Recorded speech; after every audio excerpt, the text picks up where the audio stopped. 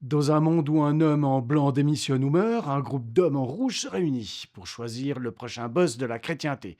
Non, ce n'est pas un spin-off du parrain. C'est le conclave. Allez, générique.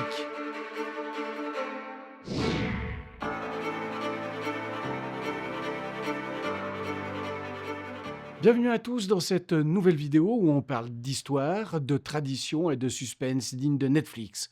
Aujourd'hui, le conclave.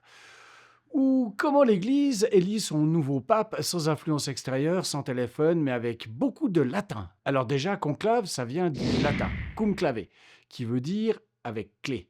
Et effectivement, tout le monde est enfermé à clé dans la chapelle Sixtine.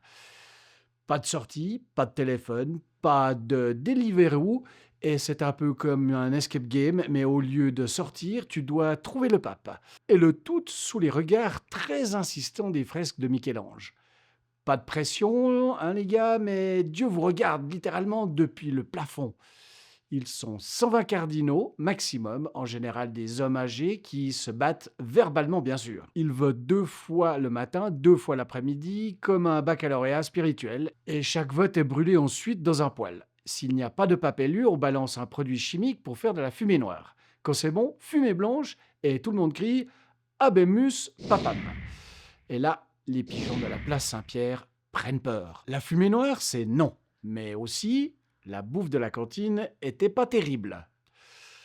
Un cardinal a voté pour lui-même, encore une fois, non. Il y a eu un match nul entre deux candidats et ça commence à ressembler à une second tour de la présidentielle. Et il y a parfois de vraies tensions. Oui, parce que derrière les sourires pontificaux, c'est un peu Game of Thrones en soutane. Intrigue, alliance secrète, petit papier glissé, je te soutiens si tu me files une belle paroisse au soleil.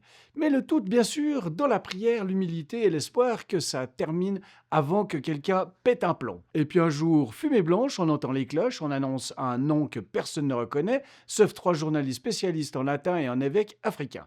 Et là, moment sacré, le nouveau pape sort, vêtu de blanc, il sourit timidement, il choisit un nom, et selon la tradition, il se dit intérieurement « Bon, par où on commence ?» Imagine si le conclave avait eu lieu aujourd'hui, version 21e siècle. Le vote sur une application sécurisée, fumée remplacée par un tweet, #NewPop, le nom du pape révélé dans un TikTok avec chorégraphie, Habemus dans ses rhumes.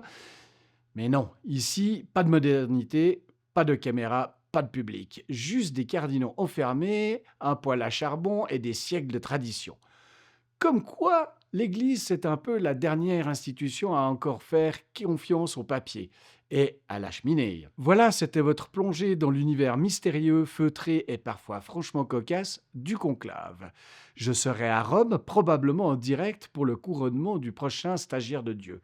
Alors, surtout ne ratez pas ce moment historique absolument essentiel à la survie de l'humanité.